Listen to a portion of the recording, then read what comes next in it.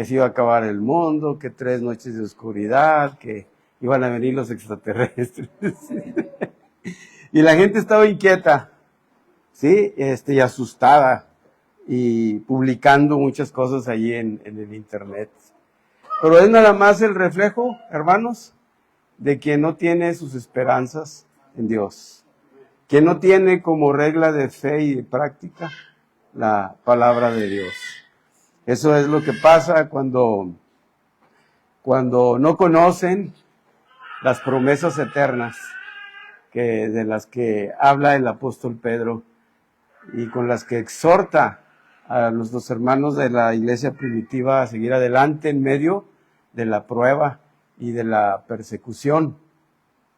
Tan hermosas palabras y tan profundas que comparte el apóstol Pedro a la iglesia primitiva, y que hoy tenemos ese gozo, ese precioso tesoro para nosotros en la palabra de Dios, que ha trascendido hasta nuestros tiempos y que seguirá, porque la palabra de Dios es eterna. Nuestra fe, hermanos, está basada en las promesas eternas de nuestro Señor Jesucristo, ¿sí? La frustración de muchos viene porque no sucedió lo que ellos esperaban que sucediera, de las cuales cosas no son muy importantes hablar, ¿verdad? Pero sin duda muchos esperaban que sucedieran cosas que no sucedieron, y luego ahora tienen que cambiar sus expectativas de vida. Gracias a Dios por su palabra, que es permanente. Sí, el Señor está hablándonos aquí a través del apóstol Pedro. El apóstol Pedro nos habla mucho de la fe, habla mucho de fortalecer la fe. Sin duda, porque es ahora el Pedro maduro, listo para pastorear la iglesia, ¿sí? Para apacentar las ovejas, ¿sí? Entonces, el apóstol de antes, el que decía que iba a apoyar al Señor y luego lo traicionaba, era sincero, amaba a Dios, y cuando el Señor le dijo hasta 3 veces: Pedro, ¿me amas? Pedro, ¿me amas? Pastorea mis ovejas. Y el apóstol Pedro, yo creo que era muy sincero también cuando le decía: sí, Señor, tú sabes que te amo. Yo creo que se ha de haber sentido incómodo, como nos sentiríamos nosotros si hoy nos dijera: ¿me amas? Si me dijera Rogelio: ¿me amas? Yo le diría que sí, y con sinceridad, pero a la vez sintiendo esa duda, porque me conozco que soy falible, que fallo. Imagino que así se sentía Pedro. Y mucho, y sobre todo cuando él habrá recordado en ese tiempo que lo negó. Porque cuando Cristo le preguntó esto, él ya lo había negado. Y me imagino que se sintió incómodo, pero era sincero. Pero ahora no.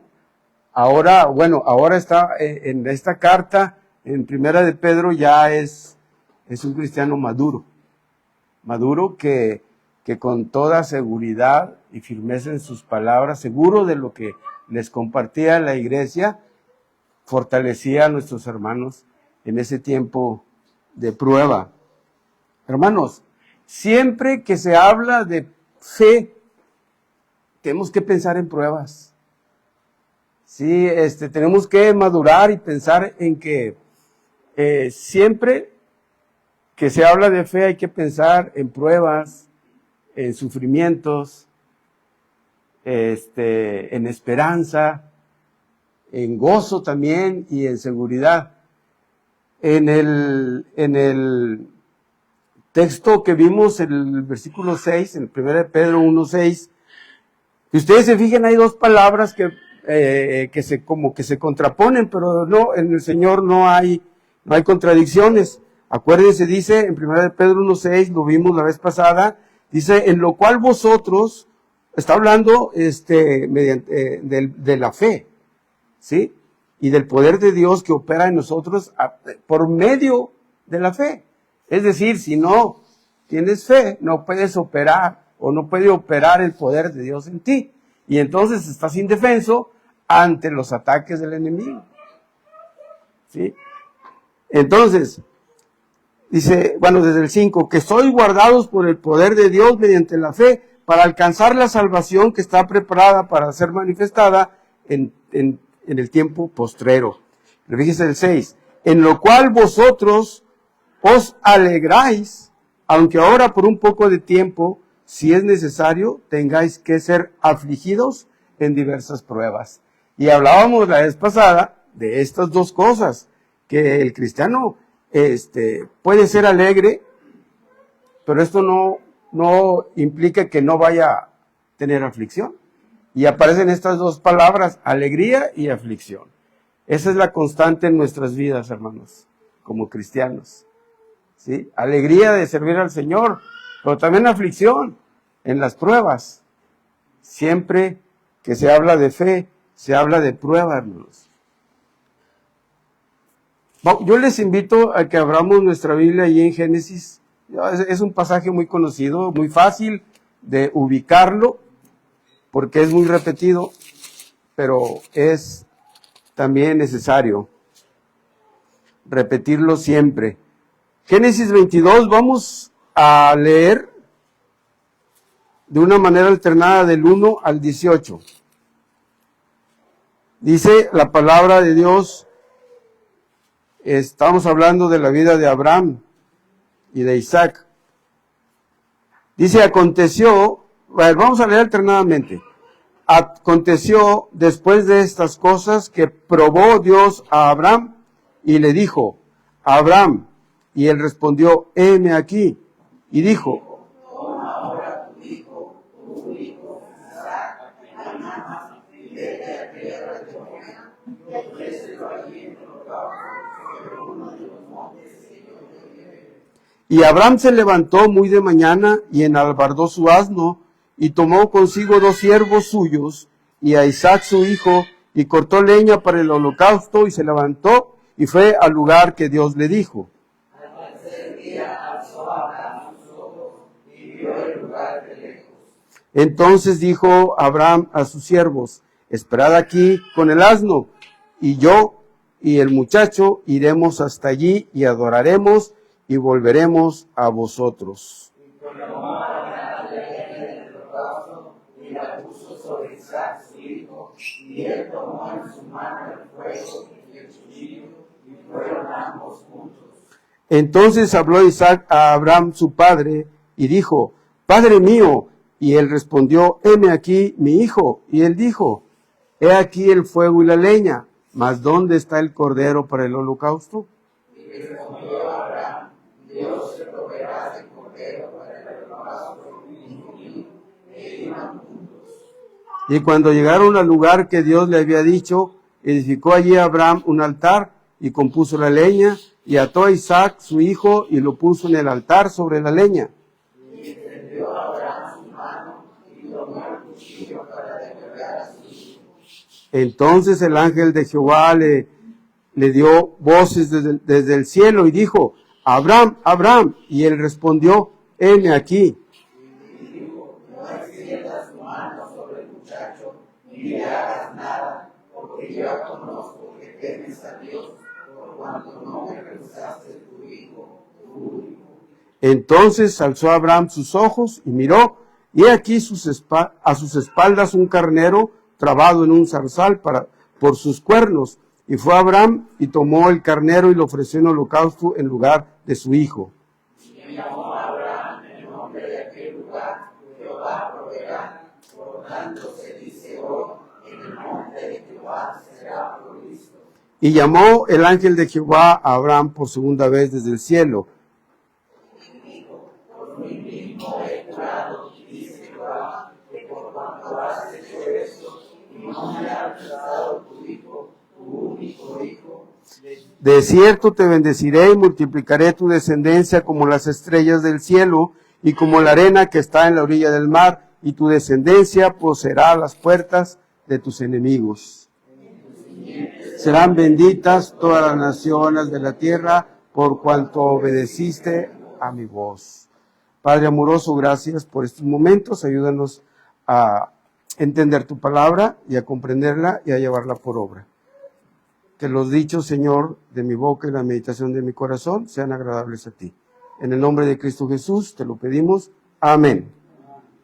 Hermanos, en este pasaje de Abraham vemos lo que estamos comentando. Abraham es uno de los héroes de la fe, incluso de los más mencionados. Y aquí nos está enseñando una cosa, hermanos. El primer versículo dice que a Abraham fue probado. Dios probó a Abraham. ¿Sí? Dios probó a Abraham. Esa es una constante a todo aquel que viene al Señor. Todos seremos probados.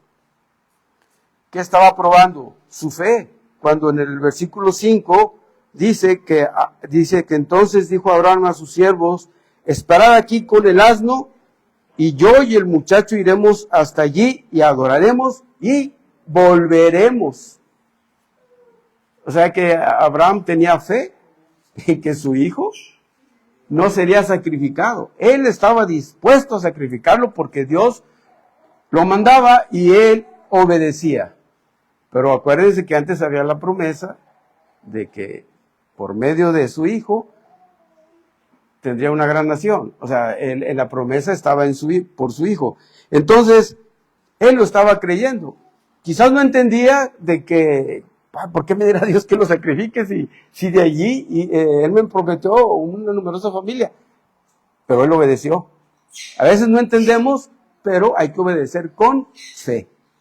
Él estaba obedeciendo con fe. Ahora, en el versículo, él hace lo que Dios dijo y va a sacrificarlo, pero Dios dice: detén tu mano. Y fíjese lo que le dice en el versículo 12. Dice, y dijo: no extiendas tu mano sobre el muchacho, ni le hagas nada, porque ya conozco que temes a Dios, por cuanto no me rehusaste a tu hijo, tu único.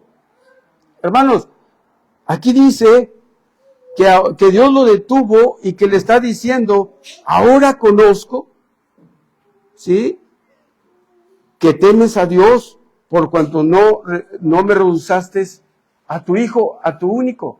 ¿Acaso Dios no lo sabía? ¿Acaso Dios ya sabía? Dios sabe todo lo que vamos a hacer mañana, lo que vamos a hacer pasado mañana. Entonces, ¿por qué dice: ahora conozco? Hermanos, la fe, hermanos, es algo que se tiene que ver, que se debe de ver. La fe no es algo invisible, es algo que debemos mostrar a través de nuestro testimonio. Y Dios pide que hagas visible la fe. Dios ya sabe si le vamos o no a fallar mañana. Él ya lo sabe. Pero Él dice: si dices que tienes fe, demuéstrala. Dios hizo a Abraham que mostrara su fe. Y eso es lo que el apóstol está guiando una iglesia, a los hermanos de la iglesia primitiva, y desde el principio les está enseñando cómo debe ser, las bases firmes. Venir mediante una fe que obra. Hermanos, nuestra fe siempre será sometida a prueba. ¿Sí? Dice Dios: ya conozco que temes a Dios. Algunos hablan de nuestro Señor como un Dios del Antiguo Testamento, terrible, castigador, que hace pasar a su pueblo por pruebas muy duras. Puede haber hasta cristianos que digan eso: es muy dura la vida en Cristo. De tantas cosas que nos debemos abstener, tantas cosas que nos evita vivir, que queremos vivir y que no nos deja. Y lo tienden a ver a Dios como un tirano. Pero hermanos, crean una cosa que dice en Lamentaciones 3, les invito a que lo leamos. En Lamentaciones que escribió allí, ¿quién fue? Jeremías. En el capítulo 3, dice cómo es Dios en cuanto a esto. A ver, el mío tiene, sí tiene. Dice, si alguien lo tiene, lo quiere leer, léalo, Jeremías 3, 31 al 33.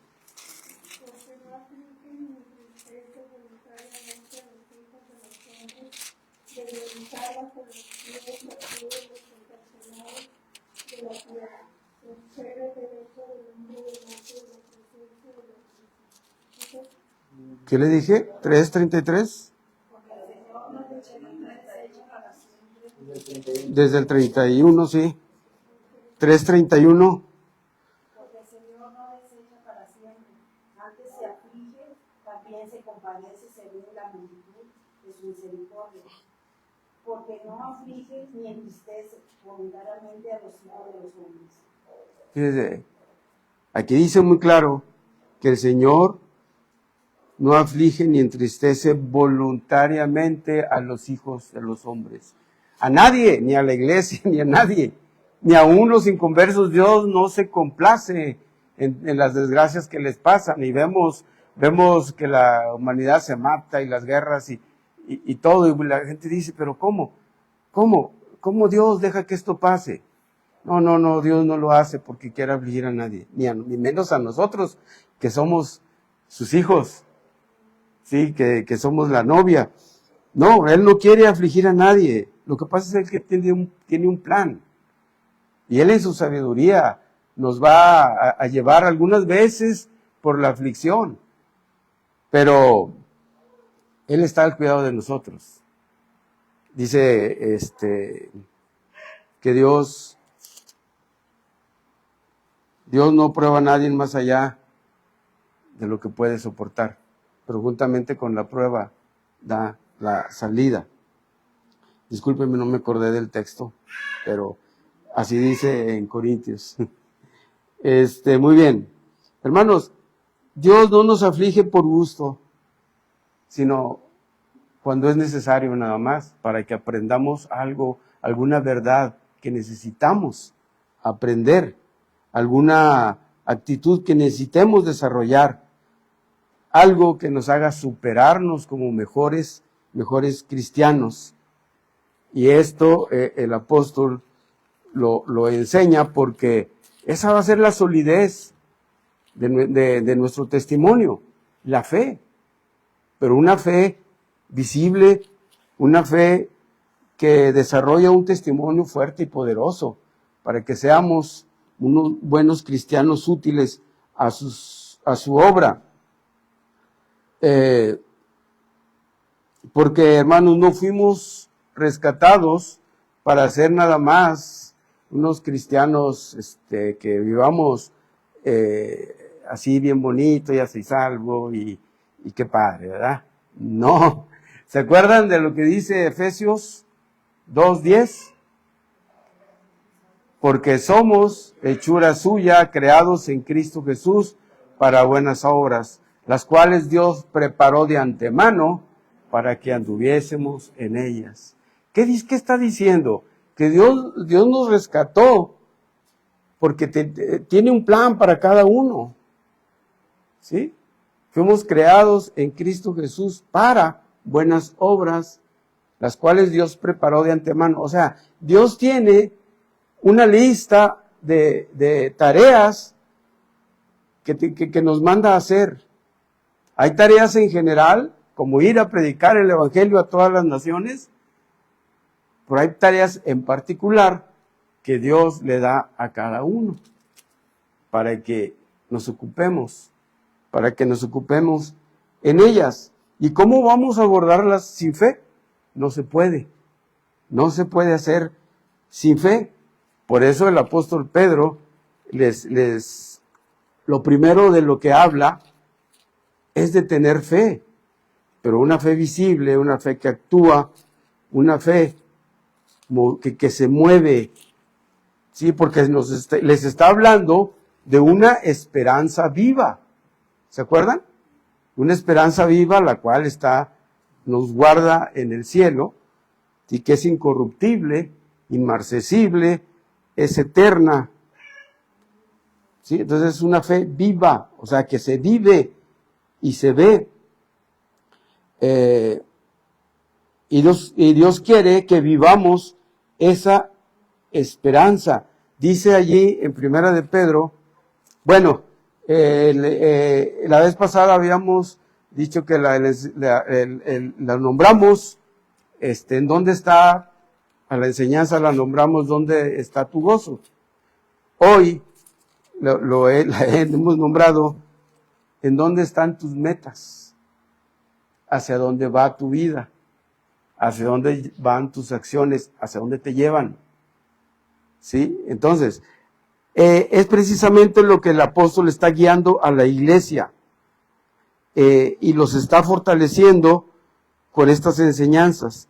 Dice en Primera de Pedro 1:7,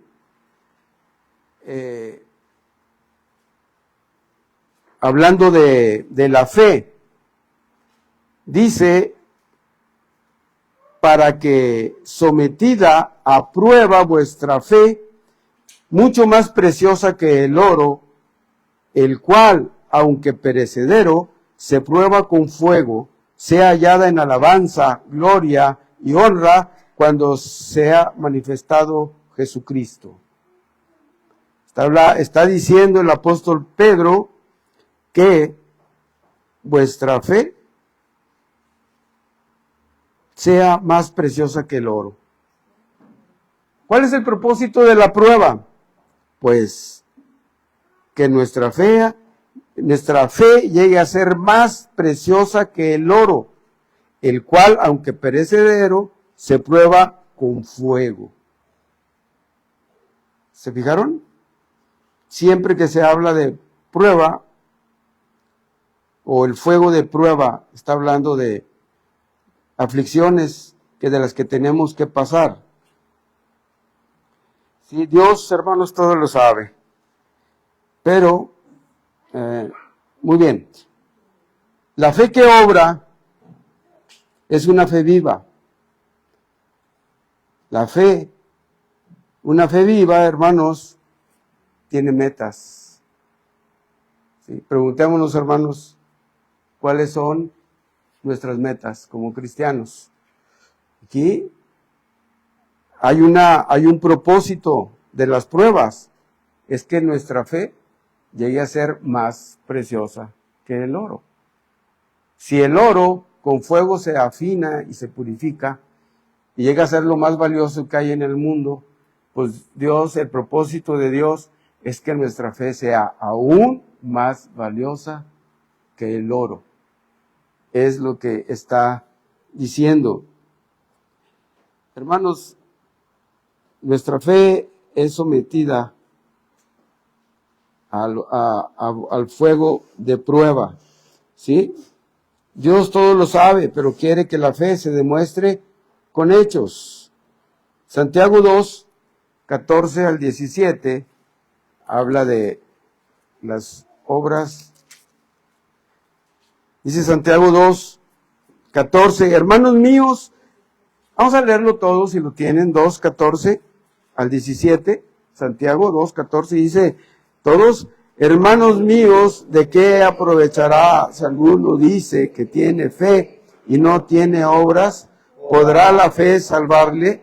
Y si un hermano o una hermana están desnudos y tienen necesidad del mantenimiento de cada día, y alguno de vosotros les dice, id en paz, calentaos y saciaos, pero no les da las cosas que son necesarias para el cuerpo, ¿de qué aprovecha? Así también la fe, si no tiene obras, es muerta en sí misma. Hermanos, si decimos que somos cristianos y no obramos, pues nuestra fe es vana. ¿De qué dice el Señor? ¿De qué sirve que digas que me quieres si no lo demuestras? ¿Sí? Entonces, hay que demostrar esa fe. Hermanos, la fe que obra es una fe viva, les invito a ver el testimonio del apóstol Pablo en Filipenses 3.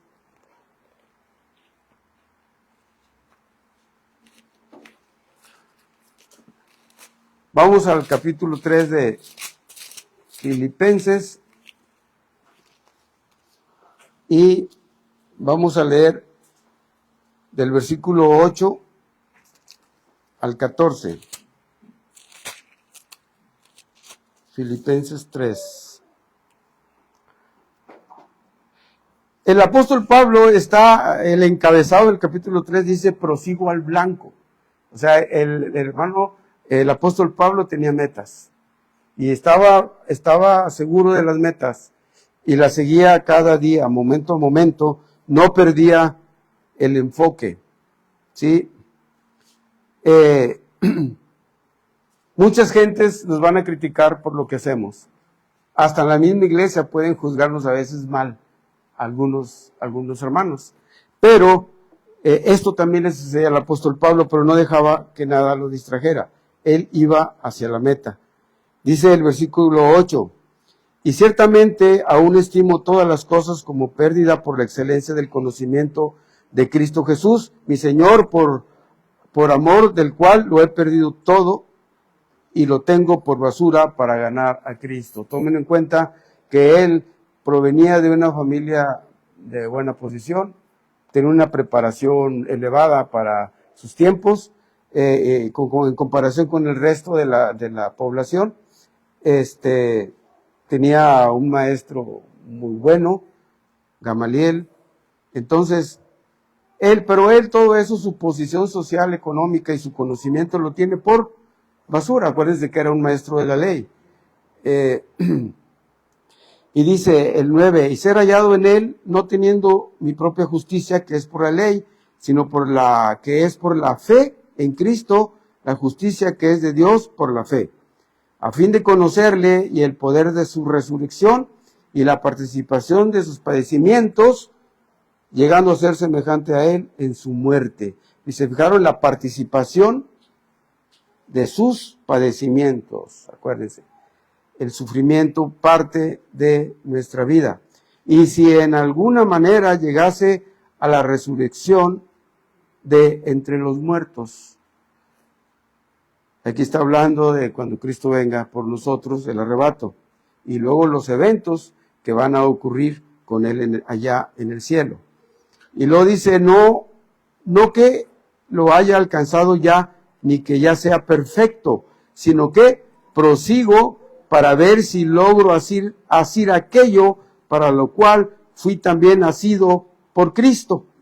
O sea, él entiende que Cristo lo salvó con un propósito para alcanzar, para cumplir con esas obras para la cual fue rescatado, hermanos. Usted y yo fuimos rescatados por un propósito, con un propósito. Por algo Dios nos rescató. Dice el 13, hermanos, yo mismo no pretendo haberlo ya alcanzado, pero una cosa hago, olvidando ciertamente lo que queda atrás y extendiéndome a lo que está delante. Hablando de preparación y de acción en la obra. O sea, lo que no pudiste hacer, ya déjalo. O sea, sigue adelante. No desmayes. Sigue, no pierdas el enfoque, no pierdas la meta. Dice el 14, y prosigo a la meta, al premio del supremo llamamiento de Dios en Cristo Jesús. Hermanos, Dios nos llamó para un ministerio, para hacer algunas cosas específicas, para ser útiles en la iglesia, en su obra, pero también dice el apóstol Pablo que hay premios. Dice, prosigo a la meta, al premio del supremo llamamiento. Dios me llamó, pero hay algo especial que Dios me manda a hacer y me va a dar un premio determinado. Según de Timoteo 4, 7 al 8. Allí el apóstol Pablo habla por ese objetivo que tenía.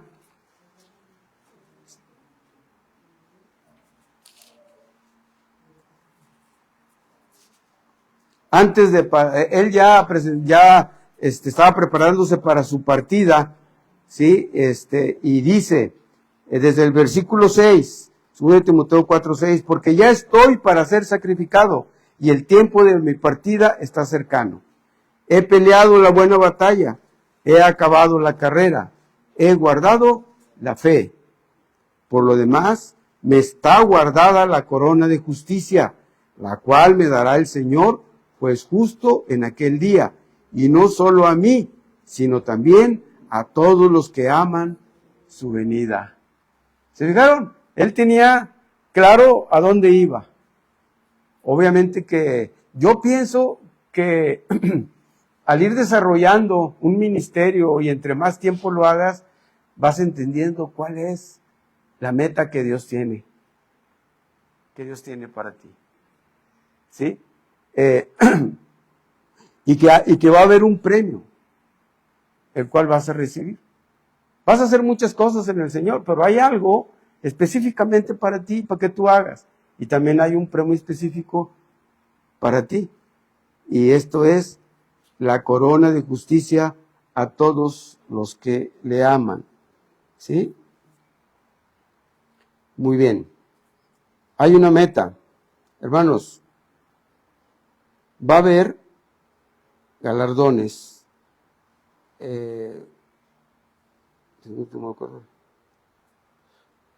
Recibiremos, hermanos, galardones por metas alcanzadas. Cuando el apóstol les está diciendo, el apóstol Pedro, en su carta, les habla de esto porque esto es lo que nos hace vivir tranquilos y con objetivos, vivir ocupados en las enseñanzas de Dios, vivir ocupados en la vida cristiana de una manera más fructífera. ¿Sí? Porque dice, el propósito de probar la fe, dice, para que sea hallada en alabanza y gloria y honra cuando sea manifestado nuestro Señor Jesucristo. Por eso Pablo, él se siente seguro de su trabajo que hizo y dice, voy a recibir la corona de justicia. Él está seguro, porque él sabe. Y cuando tú tienes ese aliciente, pues trabajas todos los días, no pierdes tu objetivo, no importa si hay eclipses o no, si persecuciones, si espada, no importa. Tú tienes, debes tener tu objetivo. Y bueno, hay galardones por metas alcanzadas. En 1 Corintios 9, otra vez el apóstol Pablo, 1 Corintios 9, versículo 16, hablando de predicar el evangelio, ¿sí? El apóstol está hablando de sus derechos como apóstol, y está defendiendo su ministerio.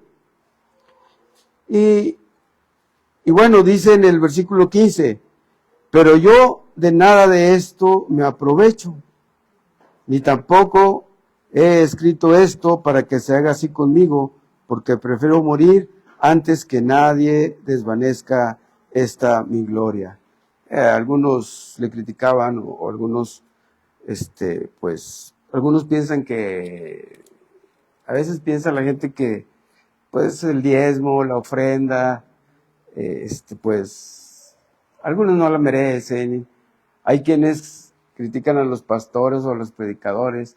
De hecho, a nosotros, a los cristianos del mundo nos llama flojos, viven de la gente, les quitan el diezmo, y críticas así también sufría el apóstol Pablo. Pero dice el versículo 16, pues si anuncio el evangelio, no tengo por qué gloriarme, porque me es impuesta necesidad, y ay de mí si no anunciare el evangelio. Por lo cual, si lo hago de buena voluntad, recompensa tendré. recompensa tendré, pero si de mala voluntad, la comisión me ha sido encomendada.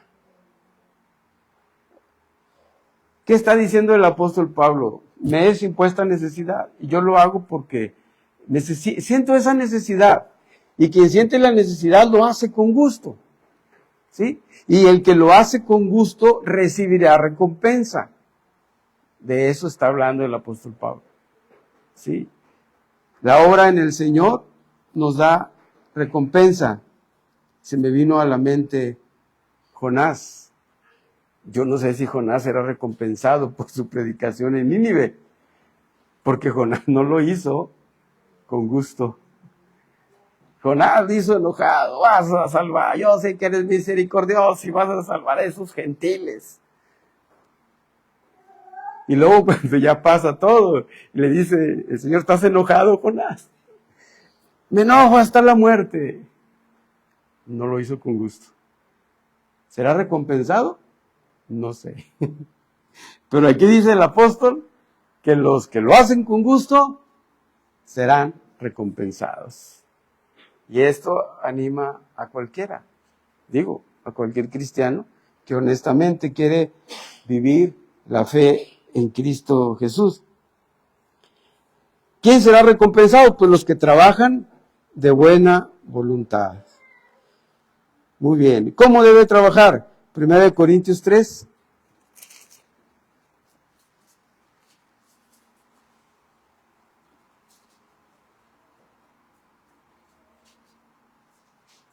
Dice,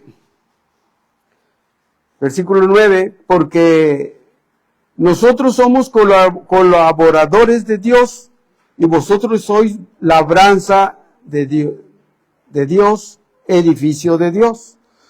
Conforme a la gracia de Dios que me ha sido dada, yo como perito arquitecto puse el fundamento y otro edifica encima, pero cada uno mire cómo sobreedifica. ¿Sí? Una iglesia que trabaja, que obra, que edifica, porque nadie puede poner otro fundamento que el que está puesto, el cual es Jesucristo. O sea, Dios dice que trabajemos. ¿Y cómo debemos trabajar? ¿Sí? Nadie ponga otro fundamento que es Jesucristo. En Efesios 2:20, no quite ponga una portada en 1 Corintios 3, vamos a regresar. Pero en en Efesios 2:20, lo repite el apóstol, está hablando precisamente de la iglesia. 1 Corintios 2:20 dice, edificados sobre el fundamento de los apóstoles y profetas, siendo la principal piedra del ángulo Jesucristo mismo, y en quien todo el edificio, bien coordinado, va creciendo para ser un templo santo en el Señor, en quien vosotros también sois juntamente edificados para morada de Dios en el Espíritu. Así es como... Hay mucho que hacer, hermanos, en la edificación de los santos. Hay mucho que hacer. Se acercan las CBDB, hermanos. Cualquiera dirá, pero ¿yo qué hago? Yo no sé qué hacer. Acérquese y pregunte para que vea cómo abunda el trabajo en las escuelitas bíblicas de verano. Ahí hay oportunidad de evangelizar, de enseñar, de consolar, de visitar y de apoyar a los hermanos que están ministrando. Y todo eso, hermanos, hay recompensa. Amén. Muy bien. ¿Cuándo será hallada en alabanza y gloria nuestra fe? El apóstol no está hablando de ahorita. El apóstol dice que estamos en un proceso de purificación. Así como el oro se purifica, así nuestra fe. Está diciendo el apóstol ahí en el versículo 7. ¿Cuándo será esto? Dice, sea hallada en alabanza y gloria y honra cuando sea manifestado Jesucristo. Cuando sea manifestado Jesucristo. Está hablando de cuando Cristo venga por nosotros. Está hablando del arrebato. ¿Sí? Es lo mismo cuando se refiere al día de nuestro Señor Jesucristo. Cuando Él venga. ¿Sí? En Filipenses 3, 11, acabamos de ver ahorita unas porciones ahí.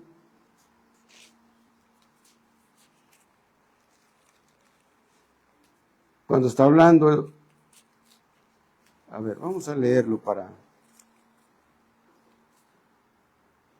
Cuando ahorita que leímos este pasaje, cuando habla de alcanzar la meta, dice, cuando habla de alcanzar también la perfección, dice en el versículo 11, si en alguna manera llegase a la resurrección de entre los muertos. Otra vez, está hablando de Tesalonicenses, cuando dice, los muertos en Cristo resucitarán primero, luego nosotros, los que aún vivimos, los que aún estaremos, seremos arrebatados en un abrir y cerrar de ojos. ¿Sí? O sea, está hablando el apóstol Pedro de ese tiempo. ¿Cuándo va a ocurrir? En 1 Corintios 3, cuando está hablando, yo creo que ya todos ya saben por dónde vamos. Estamos hablando del tribunal en el cual seremos juzgados por nuestras obras, pero no para castigo ni para condenación, sino para premiar las obras que hicimos cuando estábamos en nuestro cuerpo, en este tiempo. Primera de Corintios 3, dice que somos colaboradores de Dios en este capítulo. ¿Sí? ¿Cómo colaboramos, hermanos? ¿Cómo estamos colaborando? ¿Bien o mal? ¿Somos flojos o somos trabajadores en el Señor? Pues por el trabajo que hagamos, seremos premiados. Dice 1 Corintios 3, 12, y si sobre este fundamento alguno edificare oro, plata, piedras preciosas, madera, heno, hojarasca, la obra de cada uno se hará manifiesta, porque el día la declarará, pues por el fuego será revelada, y la obra de cada uno, cual sea, el fuego la probará. Si permaneciere la obra de alguno que sobreedificó, recibirá recompensa. Si la obra de alguno se quemare, él sufrirá pérdida. Si bien él mismo, será salvo, aunque así como por fuego. Está hablando de la edificación, obviamente, está hablando de la obra espiritual, de la obra espiritual que hicimos aquí cuando estábamos en la iglesia, trabajando y obrando. Serán entregados los galardones, los premios. Hay obras que hacemos que son comparadas con el oro, o con la plata, o con piedras preciosas. Son las obras que permanecen, que cuando pasan por el fuego, y no estoy hablando de fuego de aquí de la tierra, es fuego celestial. Si al ser probadas por Dios con el fuego, si se deshacen, quiere decir que fueron obras vanas. Las hicimos en nuestra vanidad, en nuestra carne. Si fuimos sinceros y lo hicimos con gusto, permanecerán. Y porque permanecieron, seremos premiados. Serán entregados galardones. Pero si nuestras obras fueron como la madera, la hojarasca, el heno, serán quemadas. Esas obras que hicimos para que nos vieran, para sentirme bien, para ser reconocido, esas obras van a ser quemadas, ¿sí? Y sufriremos pérdida, o sea, no recibiremos ningún galardón. Pero como quiera, la salvación no la perdemos. Pasamos así como de panzazo, como por fuego, por la pura gracia de Dios. ¿Sí? No añadimos valor a nuestra fe, pero necesitamos ser hallados, Señor, hermanos, en alabanza y gloria cuando Cristo nos lleve y estemos en el tribunal y sean reconocidas nuestras obras, ¿sí? Cuando Cristo sea manifestado.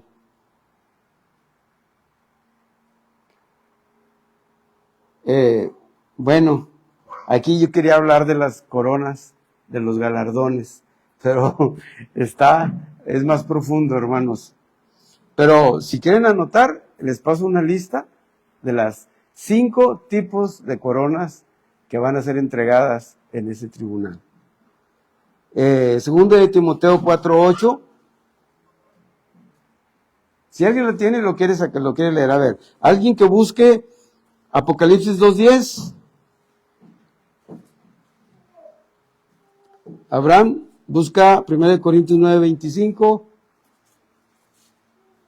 Hermano Felipe, 1 Tesalonicenses 2:19.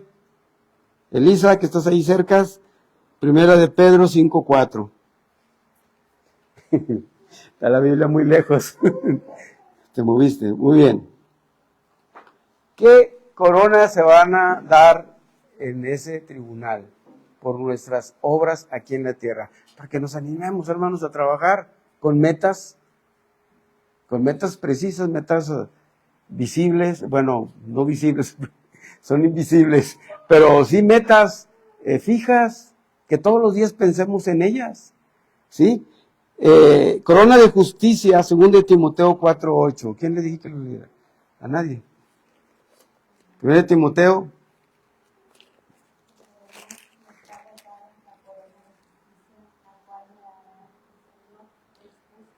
A los que aman su venida.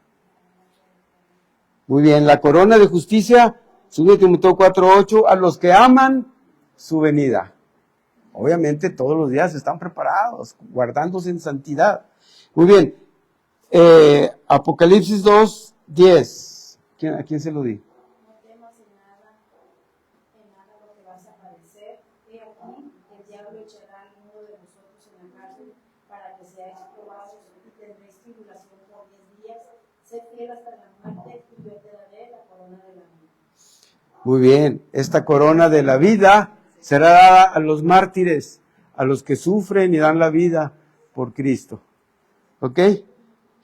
Primera de Corintios 9:25. ¿Quién lo tiene? Todo aquel que lucha, de todo se abstiene. Ellos, la verdad, para recibir una corona corruptible, pero nosotros una incorruptible. Es la corona incorruptible, será dada a los que tienen dominio propio. Dominio, se controlan y que saben soportar la prueba, la tentación, se disciplinan, son disciplinados, controladitos, no son de mecha corta como Joyce Nando. Muy bien, la corona de regocijo, 1 Tesalonicenses 2:19. Porque ¿cuál es nuestra esperanza o gozo o corona de que me glorié? ¿No lo sois vosotros delante de nuestro Señor Jesucristo en su venida? ¿Quiénes son? Es para los ganadores de almas, dice el apóstol Pablo. Vosotros sois mi corona, de la cual yo me gozaré cuando estemos allá con Cristo. Dios va a premiar a los ganadores de alma, ¿sí? Y les va a dar la corona del regocijo o corona de gozo. Y por último, la corona a los pastores. Los pastores, bueno, y todos aquellos que alimentan a la grey. Bueno, porque no nada más los pastores alimentan a la grey, ¿verdad?